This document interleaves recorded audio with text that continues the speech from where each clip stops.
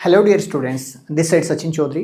NEET 2026 के लिए applications start हो चुके हैं। जैसे कुछ स्टेट ने अपने एप्लीकेशंस ओपन कर दिए हैं। यदि हम बात करें केरला और कर्नाटका के लिए, ऑलरेडी उन दोनों के एप्लीकेशन स्टार्ट हैं। अभी केरला का तो last date as a finish हो चुका है, बट दोबारा से उन्होंने रिवाइज किया अपने शेड्यूल को। सेकंड, आज हम जिस टॉपिक पे बात कर रहे हैं वो है IPU, GGIPU, गुरु गोविंद सिंह इंद्रप्रस्थ यूनिवर्सिटी जो दिल्ली में है।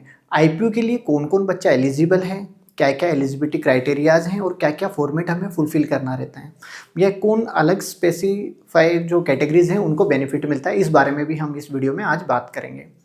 यदि किसी बच्चे ने कर्नाटका और केरला के एप्लीकेशंस नहीं फिल किए हैं तो वो फिल कर सकता है। ये दोनों एज ए प्राइवेट के लिए, अदर स्टेट के लिए प्राइवेट के लिए।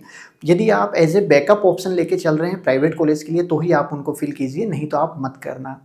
IPU का जो एप्लीकेशन फॉर्म है, जिस यूनिवर्सिटी को हम GGIPU के नाम से भी जानते हैं, गुरु गोविंद सिंह इंद्रप्रस्थ यूनिवर्सिटी दिल्ली, इसमें मेनली नीट बेस्ड जो एडमिशन जो होते हैं, इसमें IPU सभी ही कोर्सेज के लिए एडमिशन करता है। बट नीट का जो एडमिशन होता है, जैसे MBBS के लिए कोड 103 है, BDS के लिए कोड 104 है। सो इसी तरह से BMS है, BHMS, सभी कोर्सेज के लिए कोड इसमें अलग अलग हैं।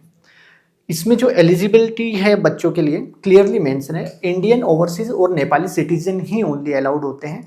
जैसे इंडिया में फॉरेन कैंडिडेट एडमिशन ले सकते हैं, बहुत सारे कॉलेजेस हैं, यूनिवर्सिटीज़ हैं, जैसे एम्स दिल्ली है, यहाँ पर भी फॉरेन कैंडिडेट बच्चा एडमिशन ले सकता है, बट IPU में नहीं ले सकते, ये क्लियरली मना है। NRI कैंडिडेट भी यहाँ पर एडमिशन नहीं ले सकते। MBBS में एडमिशन लेने के लिए मिनिमम जो क्राइटेरिया है 17 ईयर होना चाहिए। 31 दिसंबर, अभी 26 चल रहा है, वहाँ तक आपकी एज 17 ईयर होना चाहिए। MBBS में कुल मिला के कोई भी एज क्राइटेरिया नहीं होता, मिनिमम एज है 17, मैक्सिमम एज का कोई क्राइटेरिया नहीं है। बट IPU में एज क्राइटेरिया है 25 ईयर। आपकी एज यदि 25 ईयर प्लस है तो आप IPU के लिए एलिजिबल नहीं हैं, ये क्लियरली मेंशन है। ये आगे मैं आपको प्रोस्पेक्टस में भी शो कर दूंगा।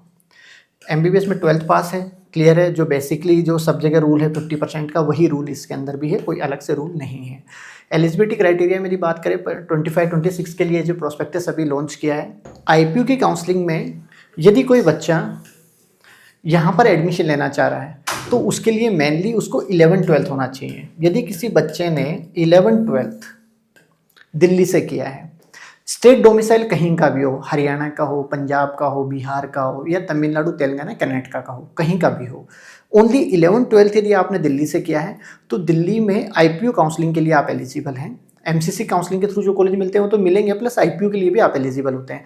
बट रही बात कैटेगरी की, कैटेगरी में एज ए जनरल काउंट हो गया आप यदि राजस्थान, बिहार, यूपी किसी भी स्टेट में अदरवाइज किसी स्पेसिफाइड कैटेगरी में हैं, जैसे SC ST या OBC में हैं, बट जैसे ही आप 11-12 दिल्ली से करेंगे तो दिल्ली में IPU के जो कॉलेज हैं, तीनों कॉलेज, उनमें आप एज ए जनरल कैंडिडेट ही कहलाएंगे।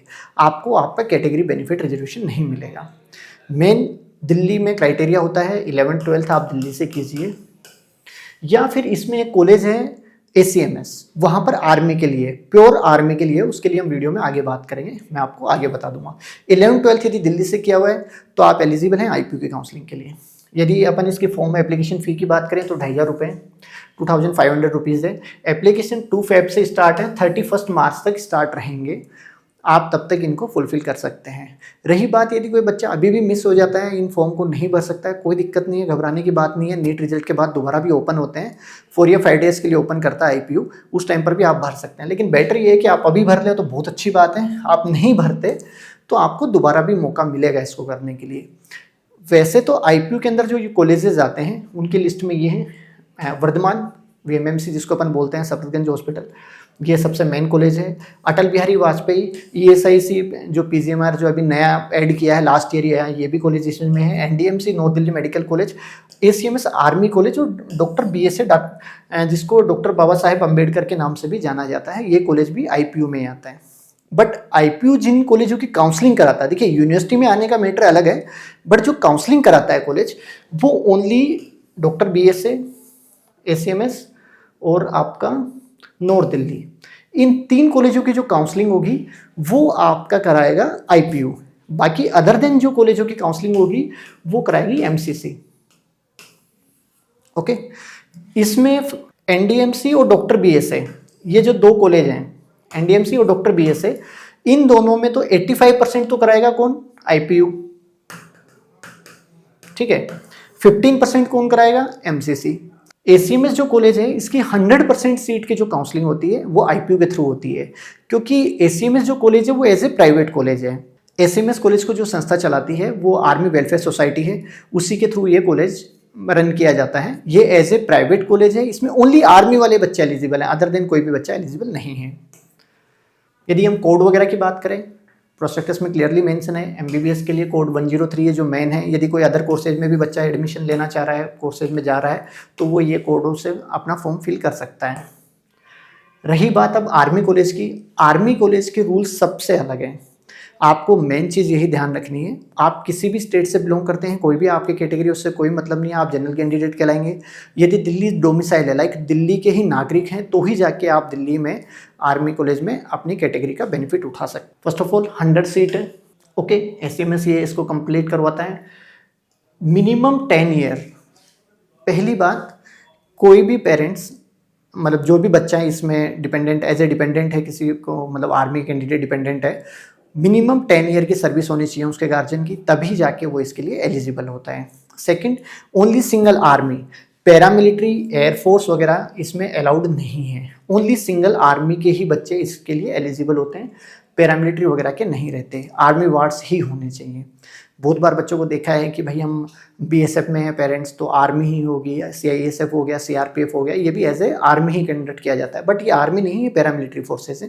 सो इनका एक कैटेगरी अलग है, सो ये इसमें एलिजिबल नहीं है। Only single army.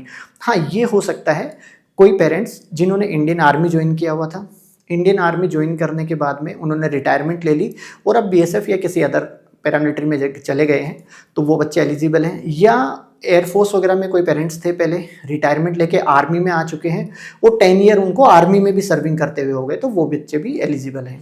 तो इसमें दोनों तरह के हैं, वही बच्चे एलिजिबल हैं जो इस कैटेगरीज में आते हैं।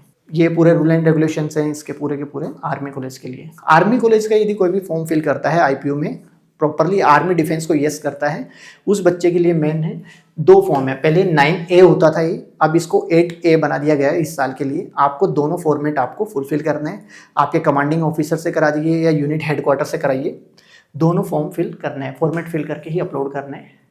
अपेंडिक्स 1 और अपेंडिक्स 8A, जिसको पहले 9A आता था लास्ट तक, इस बार ये 8A के नाम से है। क्लियर है?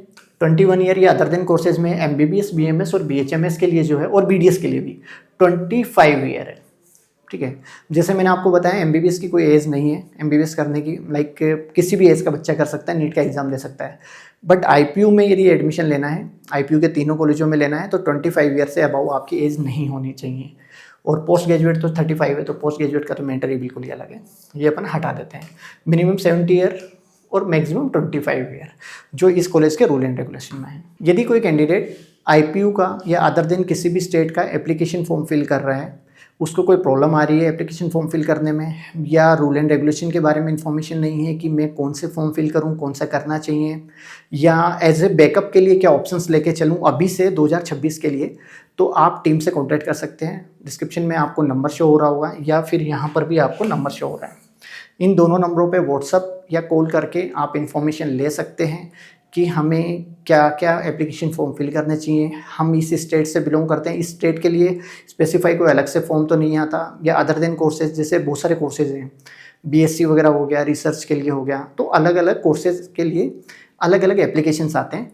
टीम आपकी सभी कोर्सेज के लिए हेल्प करेगी। मेडिकल से रिलेटेड आपका कोई भी कोर्स हो, सब में हम आपकी हेल्प करेंगे। इसी तरह की इन्फॉर्मेटिव वीडियो देखने के लिए चैनल पर बने रहें, चैनल को सब्सक्राइब करें, बेल आइकन पर क्लिक करें। Thank you.